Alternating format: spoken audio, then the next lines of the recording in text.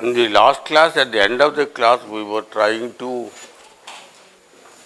define width of a time signal, which is the time duration, and the bandwidth of a signal, which is the width of the frequency spectrum, right?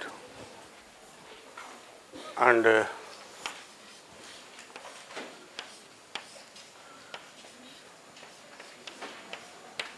I said that there are many definitions of what constitute the width of a time signal or a width of a frequency spectrum.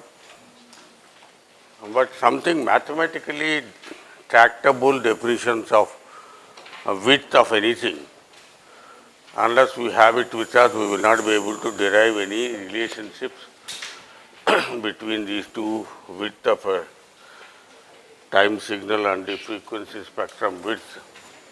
So first let us take some definition which is more tractable mathematically. It will be easier for you to see if you have a time signal, something like this. I am just to get an idea of what we are talking about. Then there is something called T0, which with reference to T is equal to 0, there is a mean value of this. And then there is some definition of width corresponding to this. It will be easier for you to see if you look at this as a Gaussian distribution. So this is the mean value of the Gaussian distribution and this is the variance of the Gaussian distribution. Just to attach a significant to T naught and delta T. Any arbitrary variation of T, f of T or x of T, with respect to T could be defined in this manner.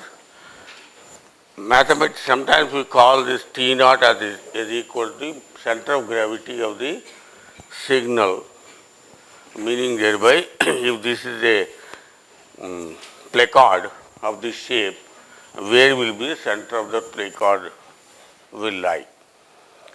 And delta T is some kind of a measure of the moment of inertia of this mass.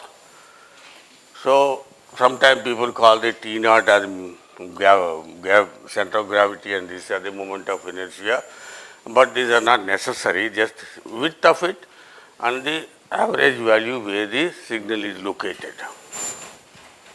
So how do we define these two with respect to f of t? Obviously,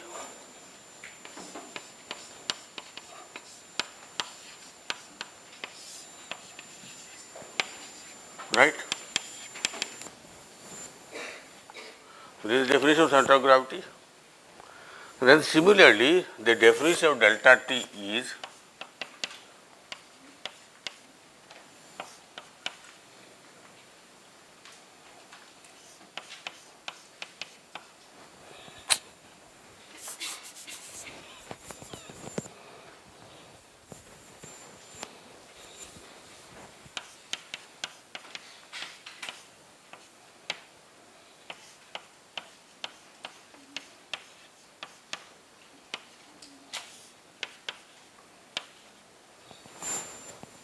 second moment, because I can't take just f of t, I may take f square t because it may be positive or negative. So we need to find out the square of that function. And integral 0 to minus to plus infinity f square t dt is the energy.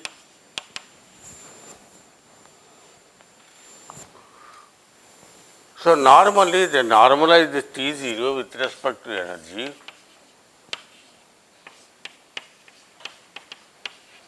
And this also the normalize with respect to energy.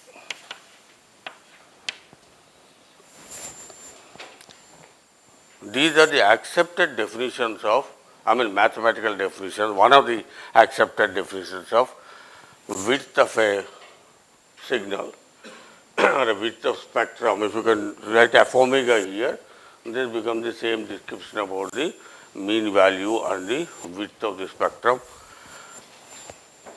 So now if I define it this way, and let's assume for the time being that T naught is centered around, right, this is arbitrary, I can always shift the mean value to the T0 value to make the axis equal to 0. And we also make that E is equal to 1, which is again a normalization. Then the delta f square comes out to be equal to, for delta omega square,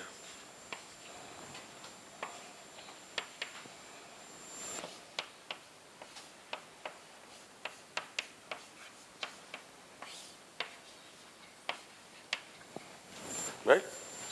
T0 is 0 and denominator is 1. So this becomes equal to T square f square T dt. And this becomes equal to integral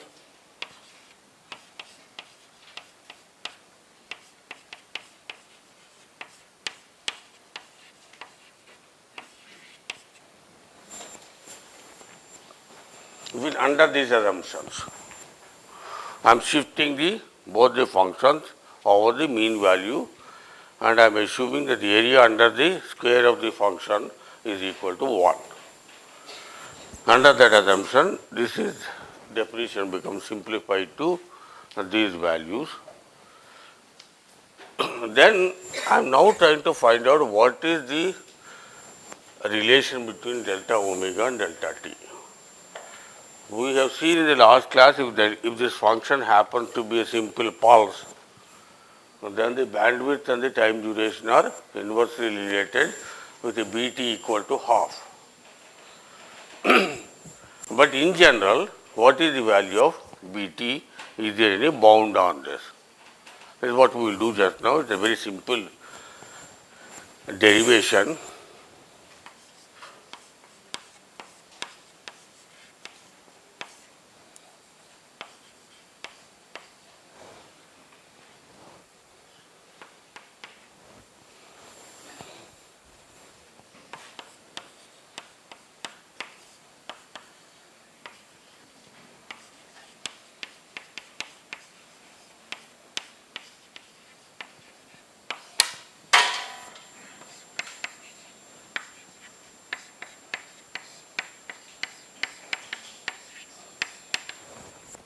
Substituting the 2 into this, it becomes equal to this.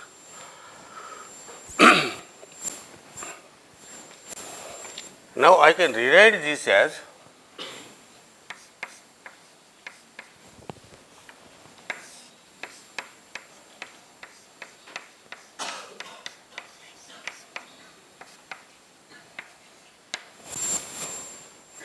now if you remember in the last class, the Fourier transform of a derivative of a function is equal to j omega times the Fourier transform of the original function. So keeping that in mind,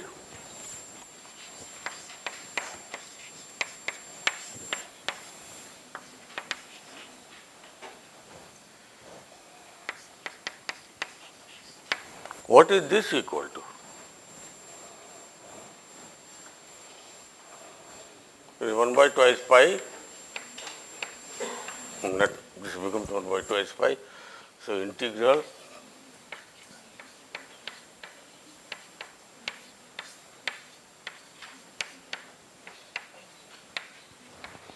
Parseval theorem. Parseval theorem says that the area under the spectrum is same as the area under the square of the spectrum is same as the area under the square of the signal. So this is equal to this. Are you agreeable or not? Minus? Why? Everything is positive, so there is no minus sign anywhere. So Parseval theorem says that if for any function, the square of the function in the time domain from minus to plus infinity is equal to square of the function in the frequency domain. Since this function has, this is the corresponding time function, so that becomes df by dt.